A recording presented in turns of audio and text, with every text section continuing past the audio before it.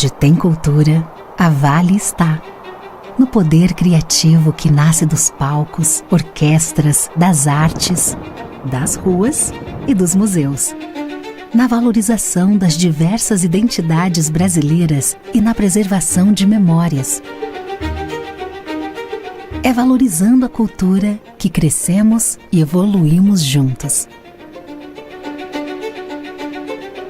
Instituto Cultural Vale. Ministério da Cultura e a Associação Casa Azul apresentam 22ª Flip, Festa Literária Internacional de Paraty. A Flip conta com benefício da Lei Federal de Incentivo à Cultura, PRONAC 235060, e possui acessibilidade para pessoas com deficiências física, visual e auditiva. Tem patrocínio Master, Instituto Cultural Vale. Patrocínio Ouro, Itaú, CCR e Suzano. Patrocínio Prata, MAC Móveis, Eletronuclear, O Globo e Sesc.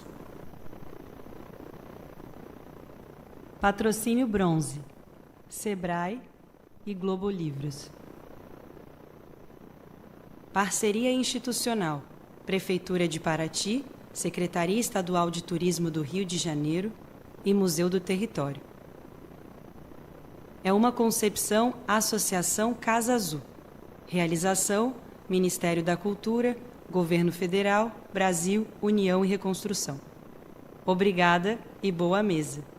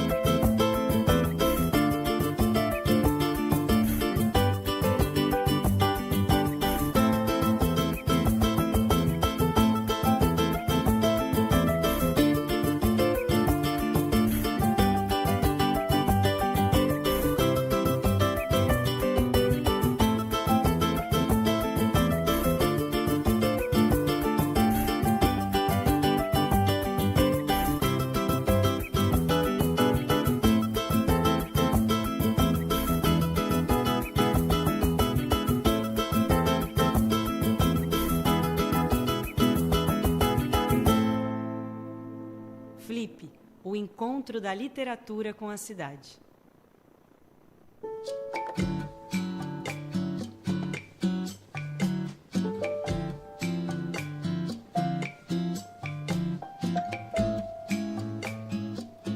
A minha história foi sempre atrelada ao mar, né? A gente está todo dia ali trazendo alegria, felicidade para as pessoas durante o passeio, né? E as pessoas estão num momento de lazer, ali, de descontração, então eles também procuram não estar estressados, né? Se você for considerar que nós temos 90 praias e 65 ilhas, então boa parte do território, inclusive da população de Paraty, ela se encontra nesse local, né? O mar é uma grande via, assim, até porque tem muitos amigos que eu só encontro no mar. E Paraty, como todo mundo se conhece, né?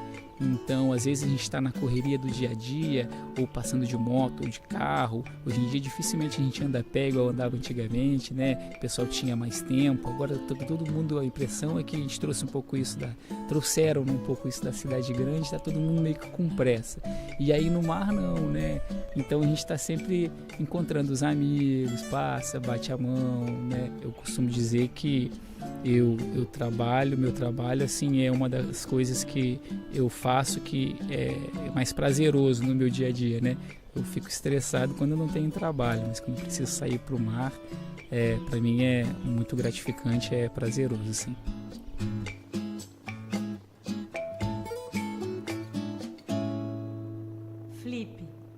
encontro da literatura com a cidade.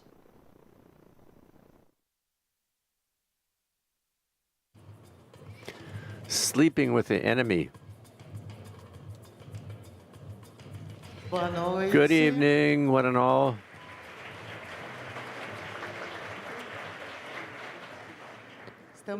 We're reaching roundtable number 6 on our first day of complete roundtables. It's called Sleeping with the Enemy.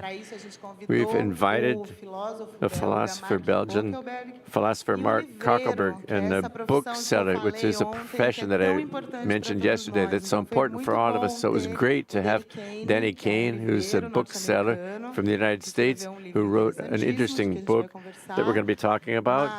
But we conceived this roundtable because I have the feeling, and I think a lot of you do as well, that we're being surrounded by something that we don't even understand very well. So when we talk about hacked privacy and data sharing and big techs, artificial intelligence, we are talking increasingly about these things in every moment, not only when we use internet, but even consuming and consumption in elections too. To conduct this roundtable, Fabiana Moraes is a professor at the Federal University in Pernambuco. She's a columnist at Intercept Gama. She's a fantastic journalist. She's going to be launching a book of hers tomorrow called "What Are You Afraid of? Text on the Struggle and Sequence."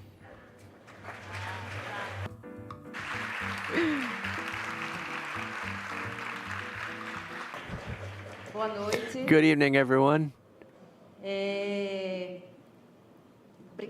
Thank you, Ana, for that kind introduction. I want to thank you all for attending. I'm not used to speaking with a microphone. I feel like a blood ambition. But let's try anyway. This roundtable, as Ana has already said, we'll be talking about the issue of artificial intelligence, data use policy, and I thought that that's our life today. Our life is mediated heavily by social medias and big techs. To talk about all this, I am going to call forward onto the stage Mark Coeckelbergh. Where is he? Here he comes.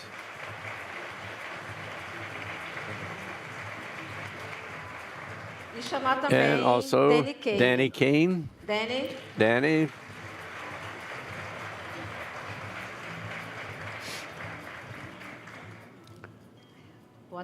Good evening, Danny and Mark. I'm going to introduce you briefly of each one of you. Mark is a professor, a full professor in philosophy of media and technology in the Department of Philosophy at the University of Vienna. In 2007 to 2019, he was the president of the Society for Philosophy and Technology. In 2023, he occupied the chair in the Institute of Philosophy at the Czech Academy of Sciences in Prague. In 2017, he was a finalist in the World Award for Technology in the ethics category.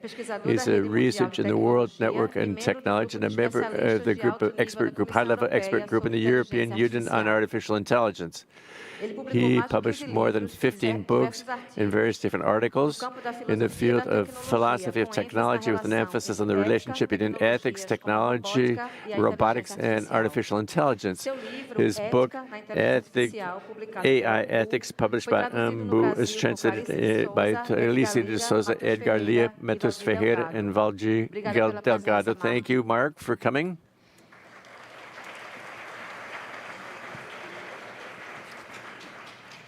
Danny Caine is a writer, a poet, and he owns an independent Raisin bookstore in Kansas, in the United States. He's an author of books on poetry, Continental Breakfast, El Dorado Freddy's, and Flavortown.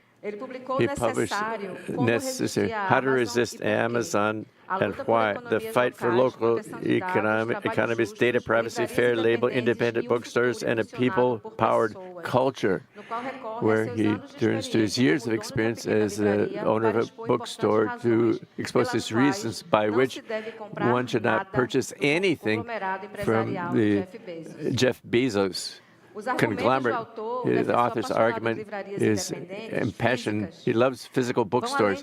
Go beyond a critique of the way that these companies operate, highlighting the community aspects which are lost based on this kind of consumption relationship. How to Resist Amazon, published by Elephant, was translated in Brazil by Joana de Conte. Thank you very much, Danny Caine.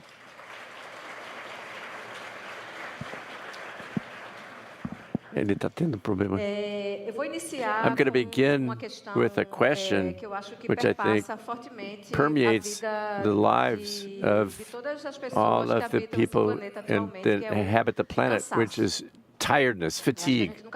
We've never talked so much about fatigue before. There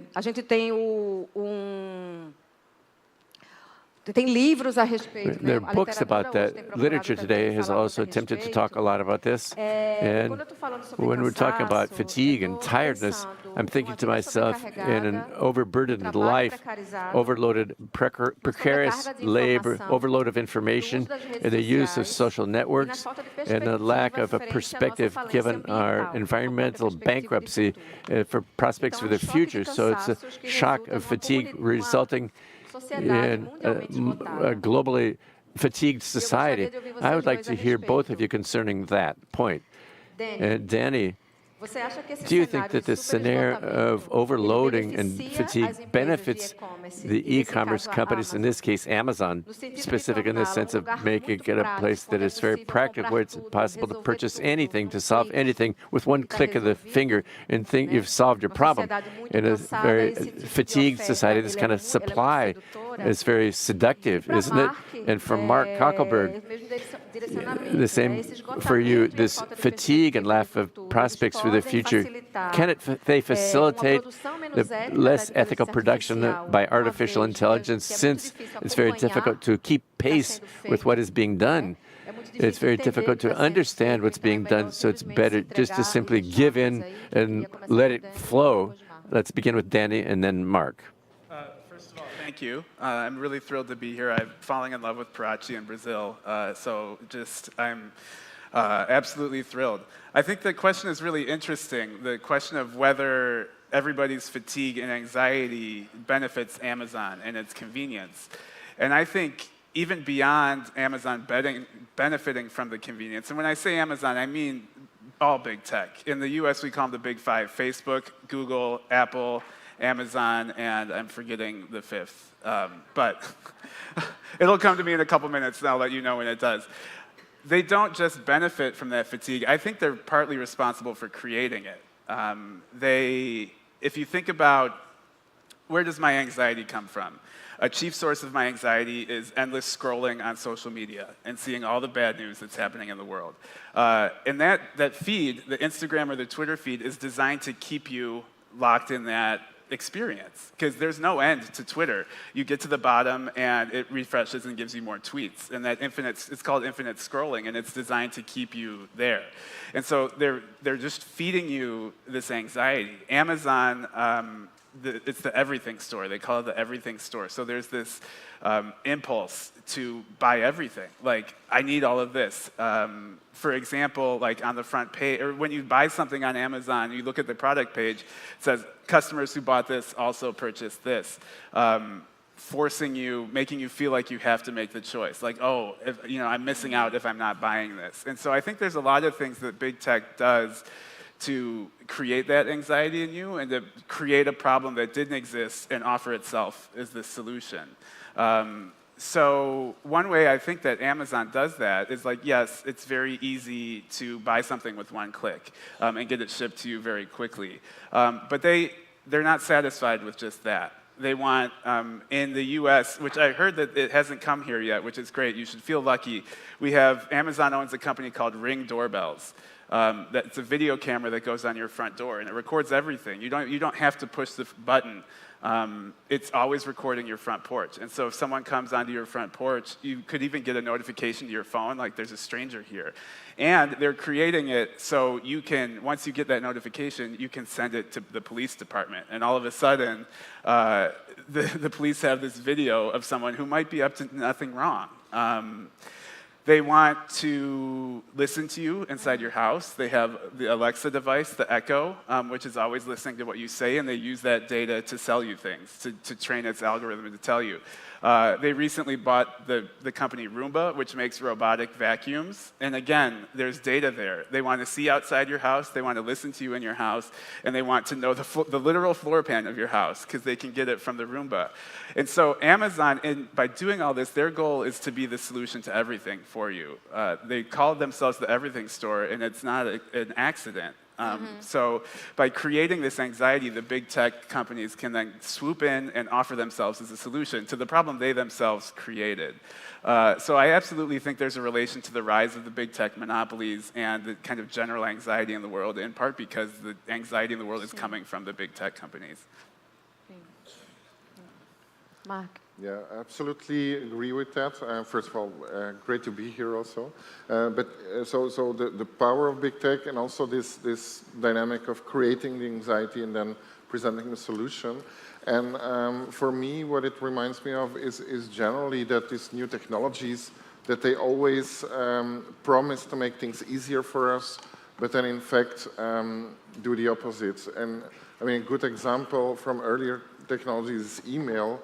Email at first sight looks like it makes it easier to send a letter to someone, right? So it remediates this letter, but then it clogs our inbox and makes life faster, makes life harder because we have too much work with too much messages. And with artificial intelligence, that's also going to happen.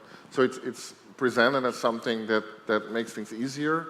It can take over tasks from us, but then it creates all kind of new problems. And some of these I discuss in my book, AI Ethics, which has also been translated here in Portuguese.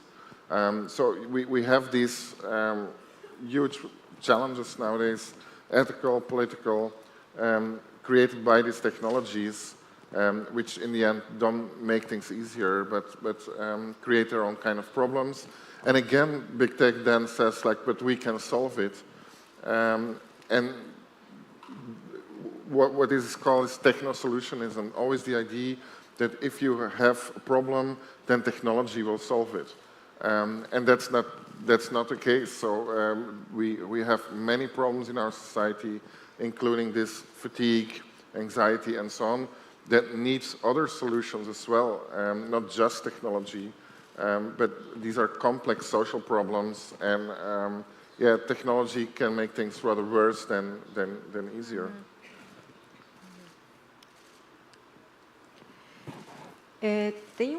So there's a point, this question I want to address to Mark, but Dan, if you want to weigh in as well, feel free if you wish. I'm going to read here because there's some data that I need to remember properly from my notes here. The Federal Council of Pharmacy in Brazil has announced that from 2017 to 2021, the sale of antidepressants and mood stabilizers increased by 58% in Brazil in just 5 years. After the pandemic, the use of sedatives and antidepressants increased by more than 30%. The drugs have greater adherence amongst people that are employed from 39 to 43 years of age, followed by the age bracket from 44 to 48 years of age. In the United States, 13% of adults over 18 years of age, of course, 18 and older, either take some antidepressant or correct yourself, antidepressants, according to the CDC in Atlanta. So I want to ask Mark, what artificial intelligence robots are we talking about, actually? How can we conceive this juxtaposition between AI and a society which is highly medicalized and medicated and which for a lot of scholars and researchers, we are the robots ourselves based on this mediation of life through drugs.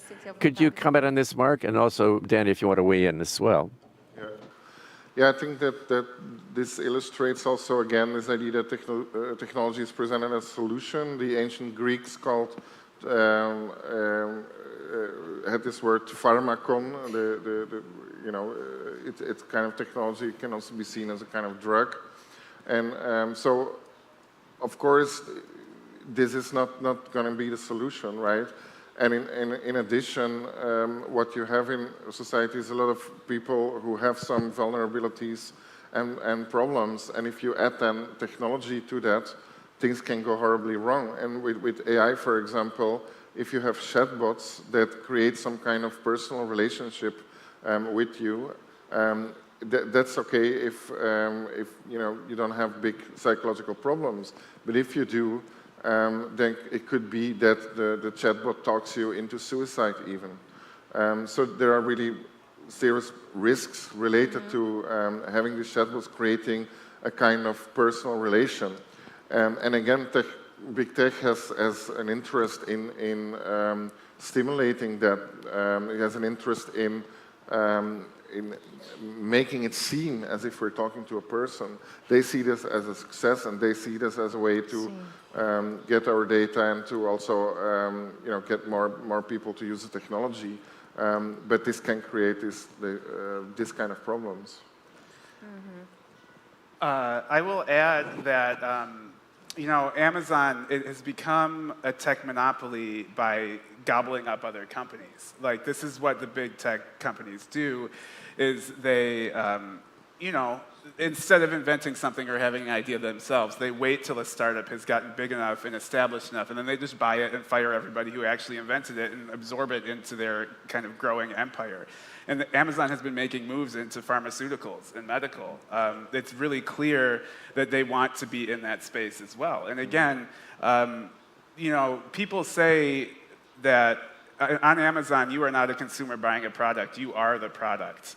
And the value in you to Amazon is your data. So I talked about how they're trying to see within your house. I'm sure if they could, they would want to see within your brain. So you could automatically just buy things. Like if they could collapse that barrier, they probably would. And you think about Amazon in the health space, that's obviously taking steps toward that, just minimizing, making it the most convenient possible for you to give them money.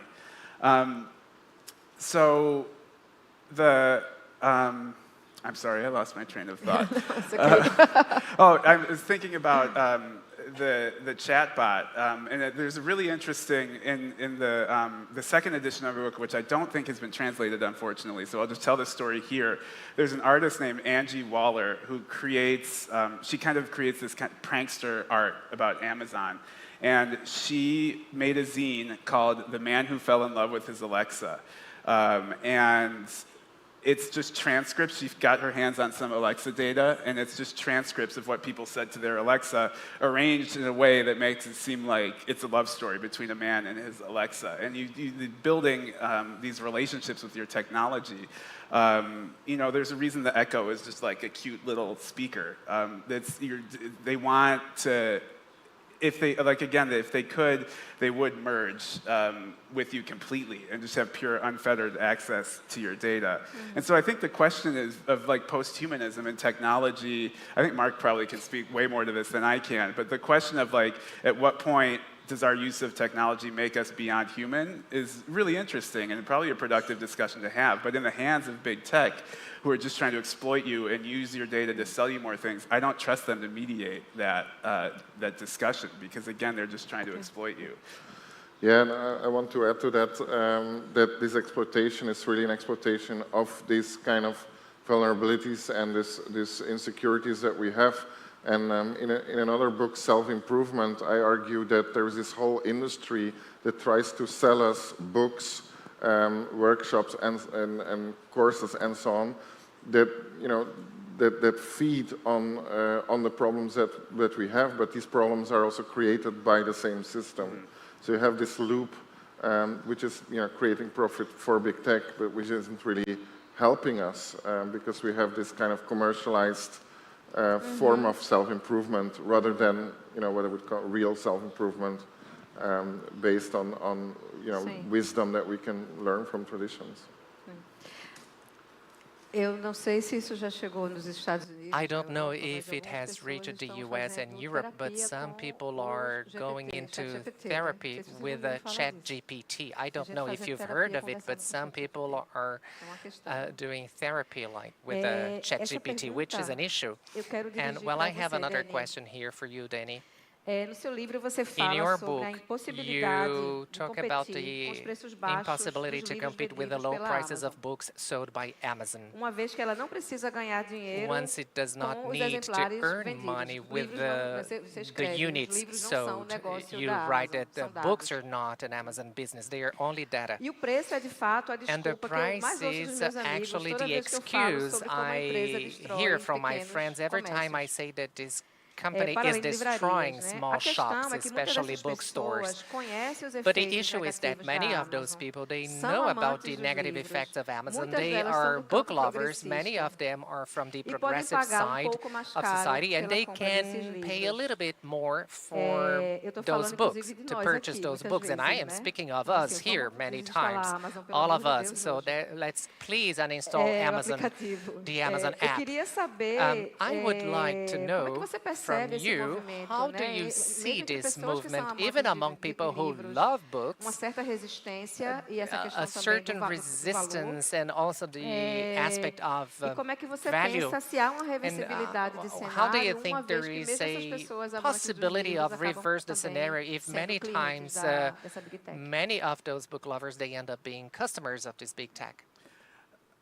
It's a great question, and I have quite a bit to say about it. The pricing thing is really interesting. So Amazon uses books as a loss leader, meaning they don't make any money on books. And here's how that works.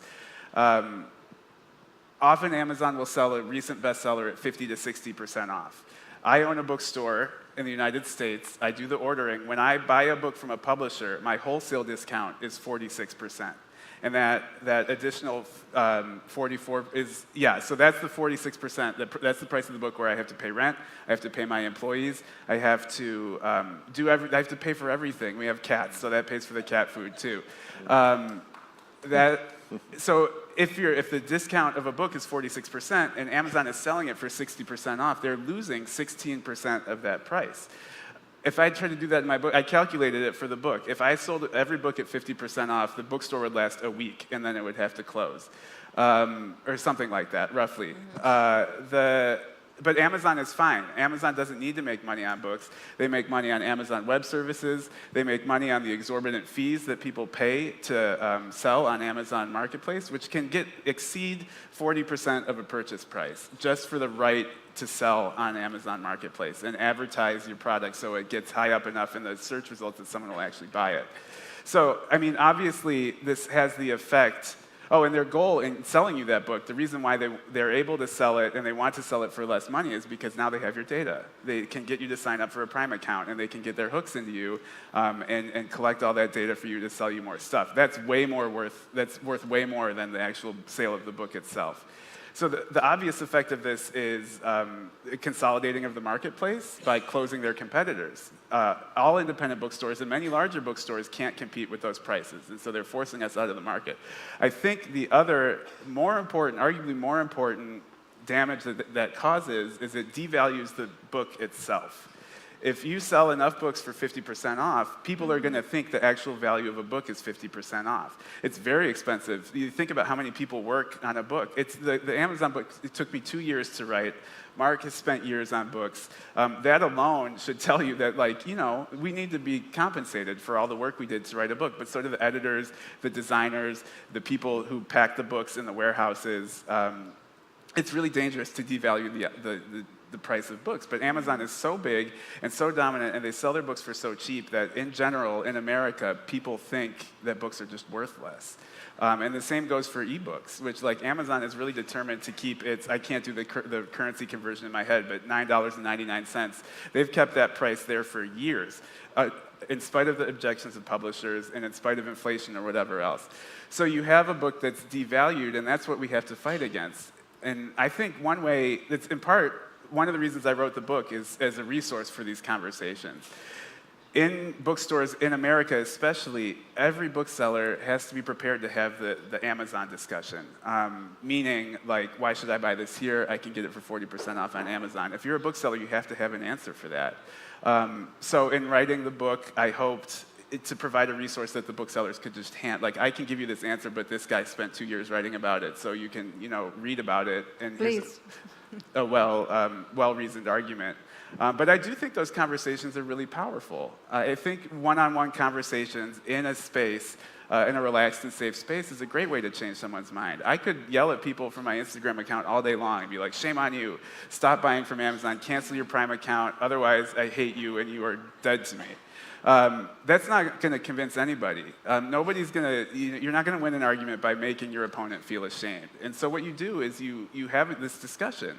You have a calm and reasoned discussion. You talk about what's at stake. You talk about what Amazon is doing. And I found around the world that these conversations can really have an impact. And so if you have a friend who's otherwise, on the right side of things and is progressive and driven towards justice in the rest of their life, but they're shopping on Amazon, you could just have a conversation saying these things to them. And the other thing I want to say, and I say this every time I do an event for this book, is I think even talking to people about their Amazon habit personally is the wrong move, because it's not your fault that Amazon got this big. It's the fault of the US government. It's a systemic problem that tech companies can get this big. It's because the US has stopped enforcing certain laws a certain way. Companies can get as big as they want as long as they keep prices down. That's a problem, because once you get a tech monopoly, you get all sorts of scary, power dynamics, and the real power isn't in the hand of the government or the citizens, it's in the hand of the billionaires that own these companies. So it's really important not to, every time I do a book signing, people will come up to me like, I'm so sorry, I have to buy my dog food on Amazon. And you don't say like, well, shame on you, get a different dog or whatever. The answer to that is the fact that you can only buy that on Amazon is part of the problem. And here's what you can do to fix it. Thanks.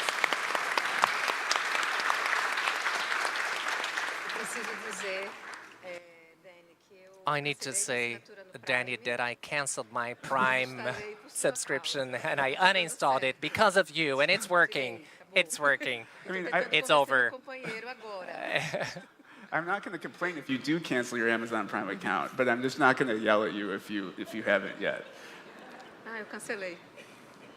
I did cancel. Thank you. Jeff Bezos does not need my money.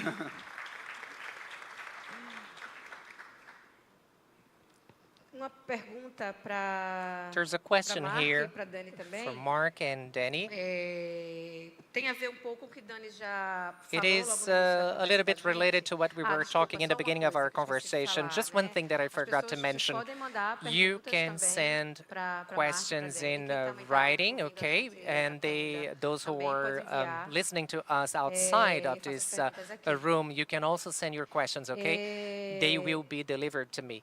Dani, você So, Danny, falou pouco sobre a you questão dos mentioned produtos sugeridos the pela Amazon issue após of compras, products né, que suggested eles by fazem, Amazon sugerem after a produtos. purchase. They Isso é uma suggest questão que other você aborda products, no and this is an livro, issue that you né, Mark? Você approach trata in dessa your book, questão. Mark. Vou ler You aqui. address this topic. Eu quero perguntar And sobre I liberdade, would like to autonomia e ask you about escolha. freedom, autonomy, and choices. Mark, você fala Mark, usando como you exemplo as say and you sugestões use as an de example these produtos que a Amazon suggestions of sempre products oferece that após o Amazon fim de uma always compra, offers at sobre the os end of a efeitos purchase, and negativos you mentioned the dessas negative dicas effects of those aparentemente inocentes. apparent innocent Tais escolhas que pressupõem a hints liberdade or em quem está comprando, and elas podem ser suggestions, consideradas o because que você those chama de choices, paternalismo they libertário. could Você be utiliza considered as a libertarian que violam a paternalism. liberdade mais I think integral. that's the topic that the E eu term you gostaria que você use, comentasse that pouco violate sobre esse our paternalismo full libertário, freedom. And I essa would like you ideia, to mention, to talk about e this também idea, this term, sobre como esse and paternalismo also how libertário tem a this ver também não só libertarian com paternalism sugestões has de to do produtos not comida only de with cachorro ou suggestions livros, of mas products também like políticos, dog food and books, but also candidatos e political candidatas a cargos impacts like eletivos, né? candidates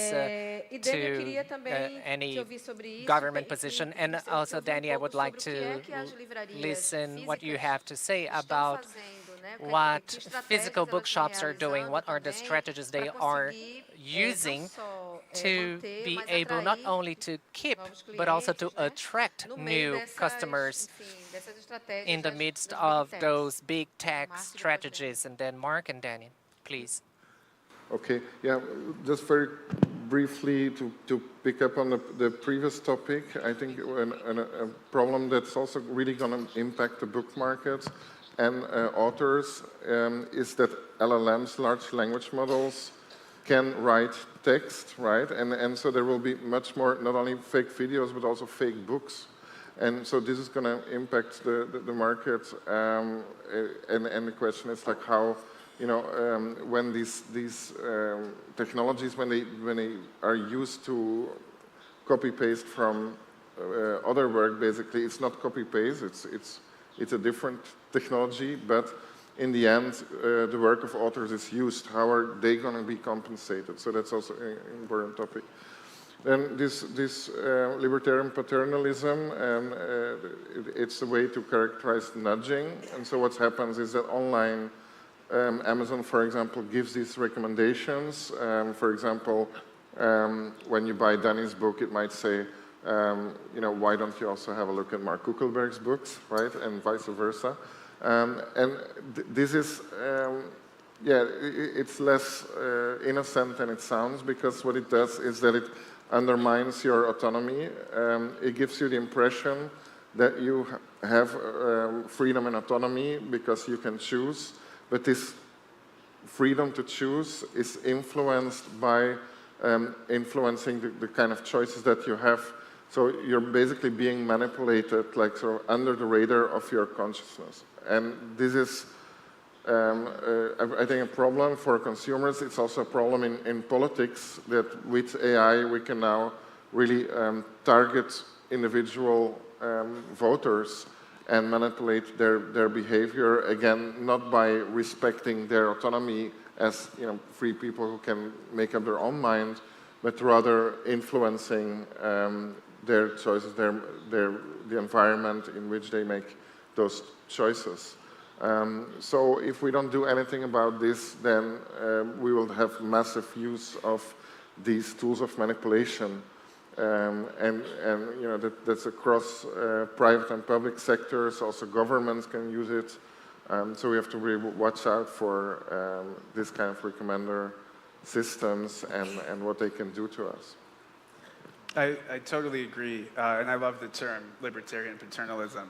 And it's like, it's a huge deal in the States right now. We're less than a month from a presidential election, and you know, a vast swath of the United States has decided that objective truth doesn't matter, and so you can tell them whatever. You've got a credulous audience, and then it's particularly, this is where Facebook enters the picture, because like a series of actions that Facebook has taken has basically killed the newspaper industry.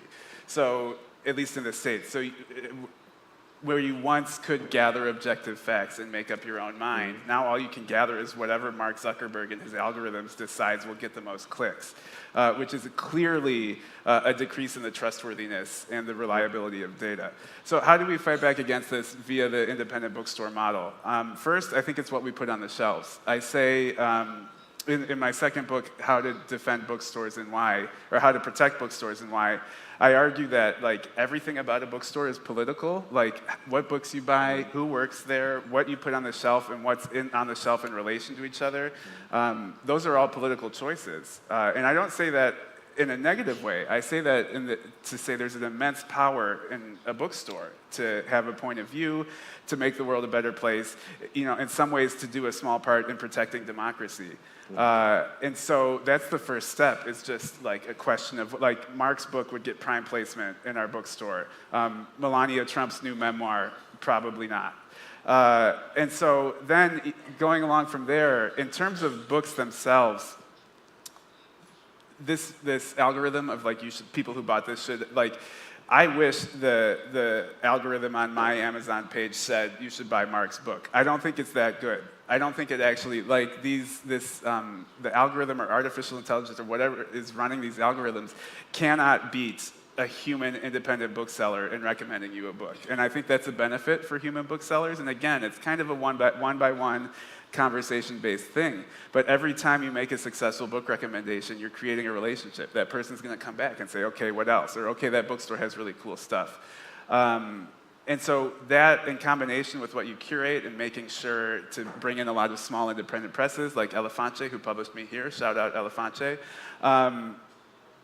it's combined, I think it can make a really big difference. These are all small things, but they're all things that combined can really powerfully make your community a better place.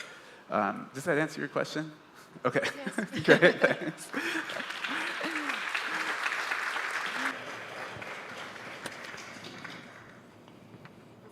I'm going to ask a question. I'm going to skip one that I was going to ask, and one question that just came in. It has to do with what you just said about press, journalism, and the press. Newspapers around the world are signing agreements with AI companies around the world.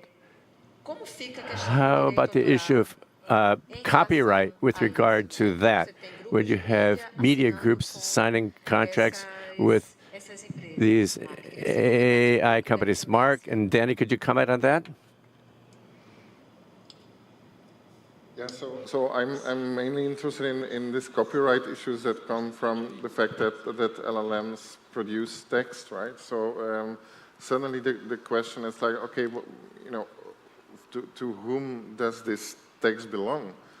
Who is the author of this text? And it seems like this is just a machine writing, but of course, if text is used from real human authors, there is a problem there. And I think we really need to think of creative ways how to compensate people, because what's now happening is that these big companies just scrape data, including all the books that are there on the market.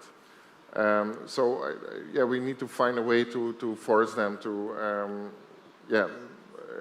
do this in a different way, or to compensate others for this, because otherwise you have that problem. What's also difficult is that because it's not transparent which texts are used, so the system we now have, you cannot really trace back which texts are used and who were the original authors of the IDs. So these are really issues. But also if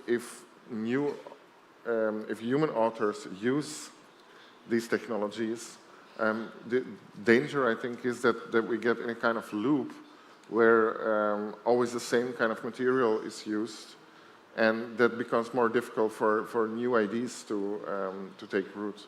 So we need to think about what kind of, how can we make sure that human creativity is supported there. That's really important. And then to come back to the political effects, I think there is, like in my book, a new book, Why AI Undermines Democracy, I also talk about the kind of knowledge environment that we're creating. Because if we have all this kind of misinformation, and if we have this loop of machine-generated text that always refer to themselves, the question is how can we have a better knowledge environment and trust in society when all this when we can no longer trust the truth of these texts, and when we don't really know where they come from.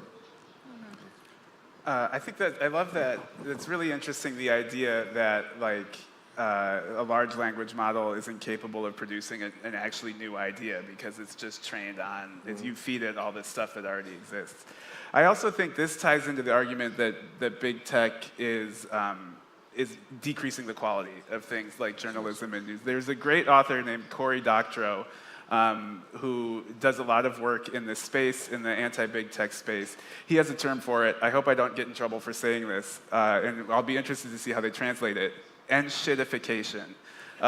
which, basically means the more big tech touches things, the worse it gets. And so I don't know if you've actually run into a newspaper article written in AI. I fall for it all the time. And so it'll pop up on your Facebook feed, and it's like, this legendary local restaurant closes its doors. It doesn't say which. It has a picture that looks like it might be at your local restaurant. So you click on the link, and the actual news is buried like 20 paragraphs down, and it's a restaurant in, very far from where you actually are. And the lead of the article is basically like, a restaurant is defined as a place where other people cook food and serve it to you via a wait staff. And so like I've been fooled into making this click, which Facebook is like, yes, that's money. And then I'm wasting my time on this like terrible news. So it's the same thing Amazon is doing to books. If you let AI write journalism, it's decreasing the quality of journalism. And God, if we ever need the journalists, it's now, right? With like everything that's going on and so many people trying to misuse their power and genocide, we need good journalists to cover this. And like the enshittification of newspapers is like the worst possible thing to happen at this moment.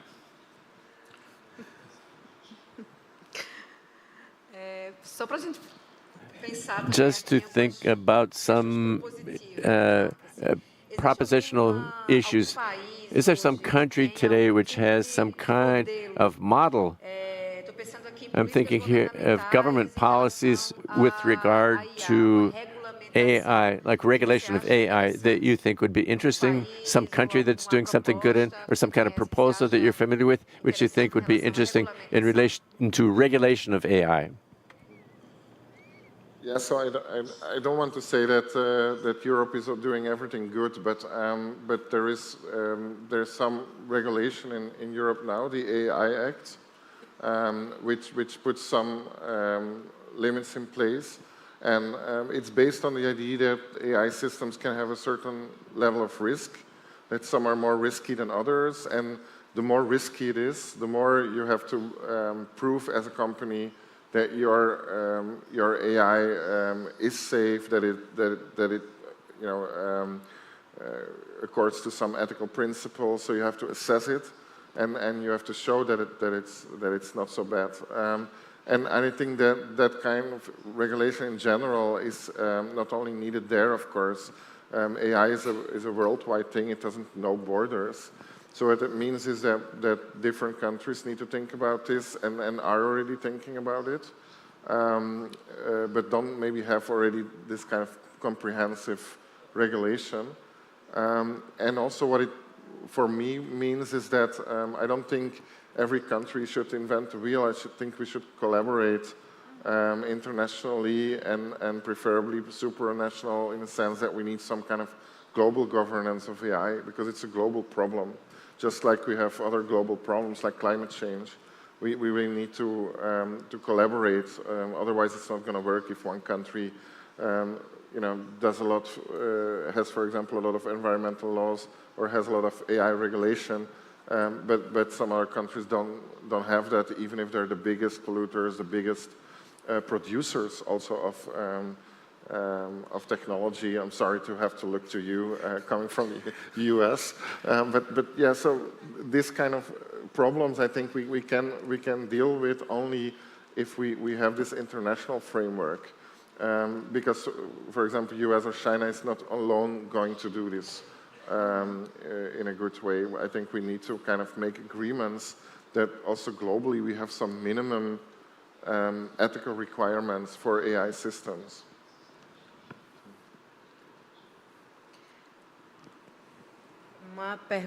A question for both of you. A task on ChatGPT spends or uses 10 times more electricity compared to a simple Google search. Is artificial intelligence going to destroy the planet in addition to melting people's brains? Well, again, it's like I defer to Mark on all things AI because he's such an amazing expert. But I do think the question of climate and big tech is not talked about enough. I think the issue of climate in general isn't talked about enough, but especially how big tech contributes to it. One of the reasons why I felt like I had to write a second edition of my Amazon book is because I felt I have to add a chapter about the climate. You know, in the U.S., at a certain time of day, you cannot drive down a single street without seeing an Amazon van. And these run on gasoline, and these are, you know, millions of vehicles that didn't used to be on the road, but now are, because everybody needs to have their stuff, you know, basically immediately. The warehouses with all of the emissions from these trucks, the warehouses are often in neighborhoods where people of color primarily live, less wealthy neighborhoods, and so they're bearing the brunt of the environmental effects of this. So, God, I hope AI doesn't destroy the planet. But you know, talking about government in the States, big tech used to really be the darling. Like, it was the positive example. This was American innovation, to the point that one of Barack Obama's press secretaries is now still the PR chief for Amazon. And this was, they give speeches at Amazon factories. I think this is getting a little better, very slowly. And certainly the current presidential administration has made some interesting moves towards bringing in these issues and trying to curb them and control them. But it's going to take a long time to get over the policies and the general mood that the government created through the 90s and the early aughts, saying like big tech is the shining example of American innovation. And so again, because the government is so hands-off about it, they can do whatever they want, including inventing this technology that has devastating environmental costs.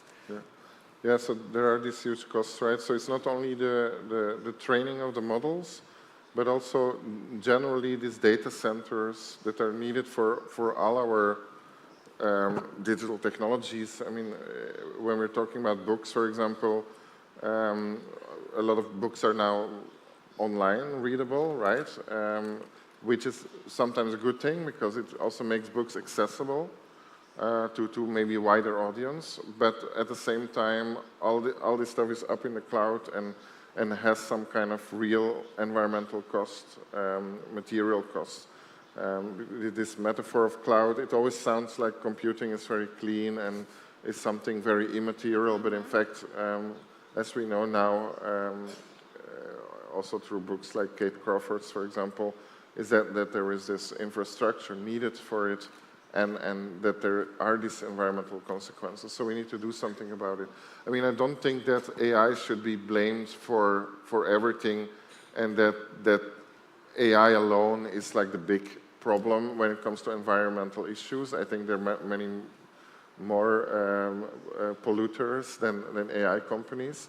But I think it's part of the solution to hold these companies also accountable for that and to regulate them in order to reduce the environmental impact. I'm going to look at my notes here and I'll go back, but it has to do, my notes here has to do with the issues that you've just raised, destruction, pollution. I'd like to ask you all something that bothers me a lot. Over the years, it has, and during the pandemic, this really came up. It was famous on the internet. It to reach, I think she said, because the super rich showing in that context of suffering in the pandemic. And a lot of people said that the pandemic was going to change the world and we would come out of it much better. Unfortunately, that hasn't happened. Apparently, it didn't actually work the way we hoped it would. And I'd like to ask you, what about the purchase of Jeff Bezos has purchased super AI bunkers, luxury deluxe bunkers, purchasing books from Amazon, super bunkers. These bunkers in AI companies are they're purchased to protect us with high reserves of gasoline, food, and motorcycles and everything. In these bunkers, what does this cause from the ethical point of view? Because what does this cause? More fascination than fear, actually, than rage, rather. And I would like to ask you both, do you believe that greater concentration of wealth, for example, that we've seen since the pandemic, this greater concentration of wealth, at some moment this suffering, can it cause some kind of response? Can we have some kind of social movement, whether with regard to stop purchasing on Amazon. I'm going to support local economies and my local bookstores, and I'm going to have at least more problematized relationship towards AI. I'd like to ask you about this scenario. I mean, I personally would love to see Jeff Bezos' yacht sink. And I'm not alone in that, but there is a huge swath of the United States who, again, it's what does the picture of American success look like? And a lot of people think the picture of American success is Elon Musk. Like, that guy is richer than the sun. He can do whatever he wants. He invents cool things. Like, there are a lot of people that aspire to that, even though, like, statistically, it's basically never going to happen. There's no way. I mean, we're talking about, 5, 10 mega billionaires in a country with 300 million people, and just they have set up the system to be rigged against you. Like, you will not become a billionaire because that is the world they are creating. They want to stay billionaires and be the only ones, and that's how they built their system. And again, another example, I'm sorry, is Donald Trump. Like, this is the guy who, he's charismatic, he's mean, he's funny, he has so much money, and he can do whatever he wants. Like, I've felt so much pressure. This is a voice. I'm playing a character here. I have had to stay quiet with my racist beliefs for so many years. And I've had to keep it secret or talk about it quietly with my friends. But all of a sudden, here's this guy on TV just saying it out loud. I'm emboldened to. So they really keep this pressure. They want to appear cool because it makes people want to be them. So where are the other people? Why aren't they starting a revolution? I don't know. It's a great question. I wish they would. But I think back to the Occupy movement in the early 2010s, and this is exactly what they were complaining about. Their issue was wealth inequality, and their chant was, "We are the 99%," which means, what is it? The top 1% of people in the United States control the majority of wealth. I don't know the numbers, but it's like they're claiming that we are the working class. We are not rich, and we're gonna, pitch a fit and make noise about it. But it was really fascinating, and the main way it's called Occupy because they would take over public spaces, like a park or a square, and they would camp out there as long as they could until the police cleared them away, and then they would be on TV getting arrested, and they would use that to, it's protest tactics. And it was really fascinating to see what the right did with this movement. They basically just nullified their arguments by saying nobody knows what these guys are talking about. I don't even know what they want. They're noisy, they smell bad, they're taking over our parks. And that was, in many people's minds, that was enough to nullify all of their concerns. And they do this again and again with protests in the United States. If you think about people who are protesting in solidarity and support of the Palestinian people, automatically you're anti-Israel. That's not what I said. In fact, I'm in solidarity with the Palestinians who are being murdered and slaughtered. I didn't say anything about my feelings, but they manipulate the argument in a way to nullify it. And because these people have so much power and influence, it works really well. Because a lot of these people, think Rupert Murdoch, one of the American billionaires, owns Fox News. He can control this most popular American news station to send out these messages. And so many people are watching it that it becomes their belief. So I think a lot of the reason why there isn't a bigger movement against the concentration of these wealth and these billionaires is because they're working really hard to quash any movements to maintain their grip on power. Absolutely. I think that's also was really one of my concerns when I wrote the book, Why AI Undermines Democracy, that this kind of, it starts with this right populism, but it can easily end also in the end of democracy, in authoritarianism, totalitarianism, and we know this from history, but still people just vote for these people, and there seems very little that we can do to stop them. So that's really a danger, and I was very concerned about that, and it's really one of the reasons why I wrote that book. When you talked about this Elon Musk billionaires, when I wrote the book AI Ethics, one image I had in mind at the time was this car in space, Musk, this car in space. And for me, this was, the key word is alienation. Alienation is happening also when we don't have the local bookstores anymore, but we have only Amazon. And alienation is also a kind of this desire to leave the earth. So these billionaires want us to go away from the Earth, and they don't care about what we do on Earth and what other people might experience on Earth, right? So it's for me, it's a kind of philosophical thing that we don't care about the Earth, that we want to go away from that, and that we also think of people, that these billionaires think about people in two kinds of people. They're, on the one hand, they're the people that have a future, the people that believe in AI and that will be enhanced by AI, that will go to space, basically them first. And on the other hand, most of us that are supposed to stay on Earth and live in a kind of zoo in the best case, or in a kind of like dystopian world. And we're really going towards that, I think. So we have to do something about that, high inequality. We have to do something about these anti-democratic tendencies. And we have to do something about this thinking of, denying our earthly condition and denying our human condition in a way. In the very long passport control line at the Sao Paulo airport yesterday, I was standing directly behind a person who was wearing an Elon Musk branded T-shirt that said "Occupy Mars," which is terrible in multiple ways. Number one, you see how they take the message, the anti-billionaire message, and they just like misappropriate it. So that's not what we meant by "Occupy," dude. And then second, like if you're flying coach and standing on the customs line with the rest of us, you're not going to be on that spaceship to Mars. No matter how much you like Elon or like his tweets, retweet his tweets, it's not going to be you. You would already be a billionaire if you were going to make it there with him. So it just that memory popped in my head. It's very relevant to what we're talking about right now. Absolutely. Isso acontece no Brasil também, bastante. It happens also in Brazil a lot.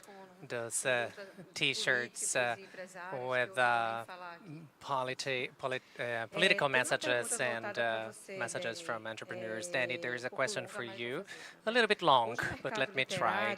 The literary market is hostage to the big techs, and TikTok is the biggest vector of sales for commercial literature, and Kyle is the biggest book platform. Goodreads on Amazon is the biggest social network for books in the world, and also Audible is the biggest platform for audiobooks. How can we help protect small bookshops and as readers of those platforms?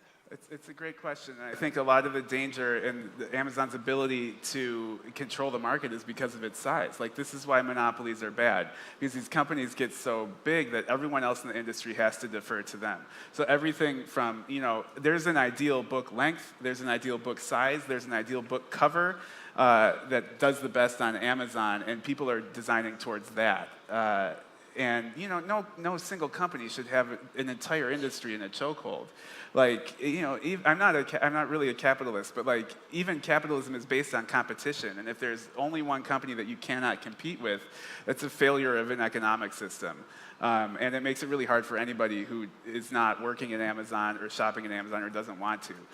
So it's a good question. How do we stop this? That's a lot of the reasons why I wrote the second book, and there's a pamphlet version called 50 Ways to Protect Bookstores. I think I saw a couple over at the bookstore tent. Not translated yet, but if you want the English version, it's over there. But largely, the bookstore is a community operation. Like, the best bookstores are so thoroughly ingrained in their communities that you cannot imagine the community without them. And that's reciprocal. I mean, community is give and take. So if the bookstore is a critical part of your community, you should be a critical part of the bookstore's community. And that means, it doesn't necessarily mean buying books, but that's certainly the core of it, is like doing what you can to economically support that bookstore so they can keep doing what they're doing. But there are a lot of other things you can do, like subscribe to their newsletter, go to events, like their tweets. If you go to a cool place like Brazil, bring their T-shirt and take a picture and tag them in it so they can repost that. There's just become kind of part of your bookstore, and in a small way that will help your bookstore, and they might spread that support to other bookstores, and we all support each other in the United States. Most of my friends are booksellers. And so like this community thing, though it starts really small with like your purchasing decision or where you go for fun that evening, can really easily spread. And like big tech wants you to feel isolated. They're creating these things. It's designed to keep you at home shopping on Amazon only. And to resist that, be part of your community. Shop at places that are smaller, independently owned. Buy the book from the cool small press instead of the best-selling celebrity memoir. And get involved in these ways so you're just indispensable to your bookstore's community because they really rely on that. And I know it's small, and this is a really huge problem, but I do think it has to be in large part a grassroots solution. And like a lot of people doing small things to work towards opposing this giant kind of oppressive system. Yeah, I mean, I definitely agree that we can also really have like sort of bottom-up initiatives, grassroots. So when I wrote about democracy, of course, we need top-down regulation, and the powers that are there, use them for good. But I think there's generally also with regard to democratization of AI, there's a lot that just every one of us can do, and that also like non-profit organizations can do to change things, right? So social change, I think, needs that both. It needs sort of like, on the one hand, leadership and some top-down actions via legal way, for example, but also that the concrete actions. And in the technology sphere, for example, there are many people that are parts of hackers communities or of communities who want to develop technologies for good, and I would add for democracy. And so I think that's totally possible. And I think we should have policies that also really support more this kind of bottom-up initiatives, whether it's in a book market or in other markets. With regard to other problems, rather than that we now have this kind of atmosphere where activism is suppressed, even in Western democracies. For example, in Europe, protested, say things about Palestine and so on, and they're suppressed even in Europe. So that I'm really worried about that, and I think that the only way to do something is also from bottom up to challenge that. I know we're running out of time, but there's one great example of this, and it's what I'm writing my current book on. In the United States, we're in the middle of a book ban crisis where far-right activists are challenging library books to remove them from school libraries. And basically, to a T, these are by queer people, they're by people of color, or they're dealing, frankly, with subjects like sex and queerness. And they're just attacking. So they flood the libraries with requests to remove them. And many times when these books are under review, they're off the shelf. So it doesn't even have to be an official ban for it to work as a ban. And then they run for school board and library board. So they're sending in the requests, and then all of a sudden these people are also on the library boards that make these decisions, and they can really effectively take over the system, reshape it to their oppressive political beliefs. The way they can so easily take over these school board positions is because nobody votes in local elections. And nobody runs for school board, so they can basically run unopposed. And with just 1,000 votes, all of a sudden they're shaping the policies of a town or a library. And so obviously the solution is vote in your local elections, or even better, run for school board so there's a progressive, sensible voice on these things. So it really is about democracy in this way. Like it's technically about books and who can read them, but ultimately it's a democratic problem because you have people manipulating the system.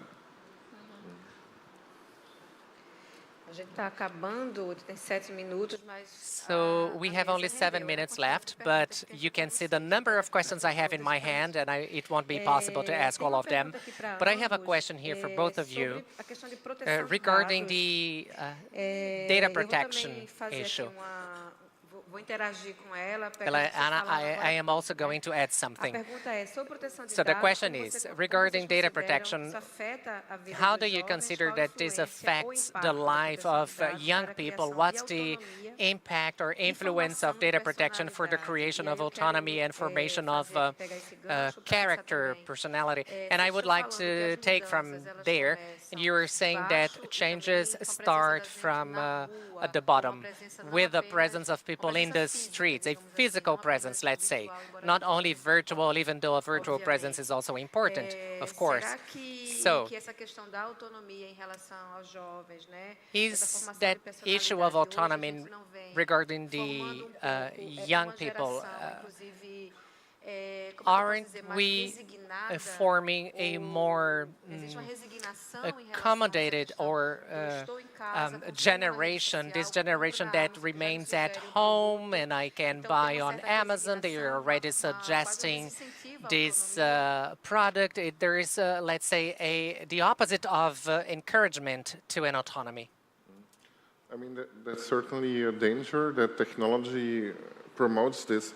But at the same time, I see a lot of young people protesting. I see a lot of young people taking initiatives and so on, and wanting to see change and not accepting the status quo. So I think we can also try to use the technologies that we have, like social media, for this purpose. And we can also, I think, try to influence the development of technologies in such a way that we change it and develop technologies that do support democracy, technologies that do support social change. So I think there's also a lot of possibilities there, because often we tend to see technologies like AI as this thing that has this predetermined course towards a certain future. And that's what big tech wants to believe us, because they need that stories to attract investment. And they would like that we just, go with whatever they roll out over us. But we don't have to accept that. We don't have to accept those stories, and we don't have to accept those kind of lives. I think that what Danny is doing, I think, is like a good example of how you can do something partly also offline to show also that different ways of doing things are possible.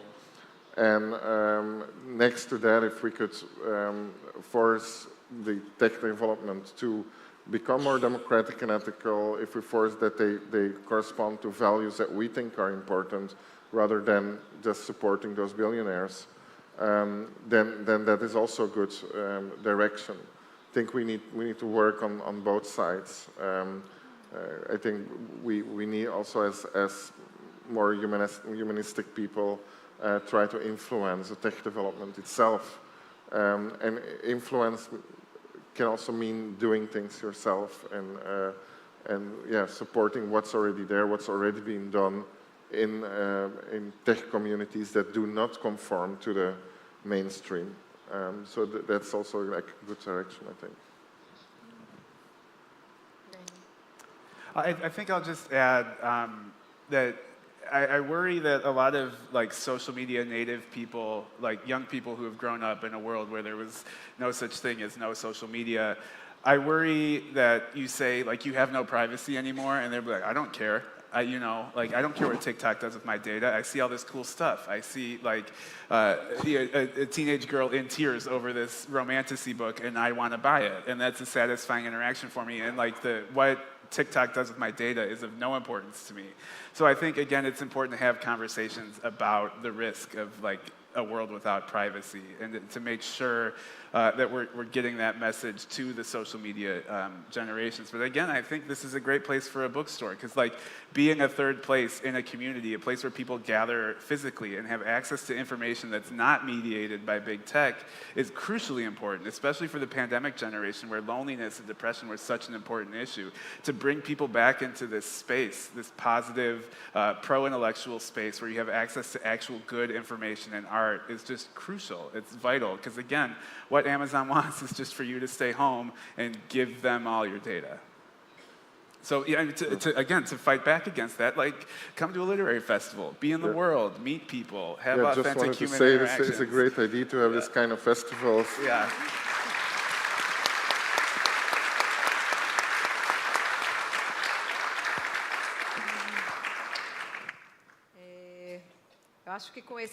Well, I think that after this calling, which was wonderful, it is something that moves us.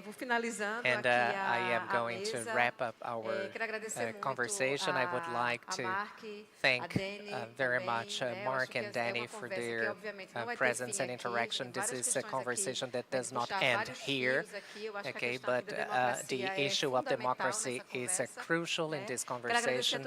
And I would also like to thank all of you for your attendance and also thank the interpreters. And I wish all of you an excellent evening, and I see you tomorrow.